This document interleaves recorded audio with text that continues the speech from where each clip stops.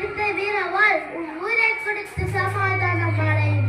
உடன்படிக்கை போருக்கு பின்னால் ஓடி வாருங்கள், என் காலடியில் வந்து உடன்படிக்கை செய்து கொள்ள. நன்றி, வணக்கம்.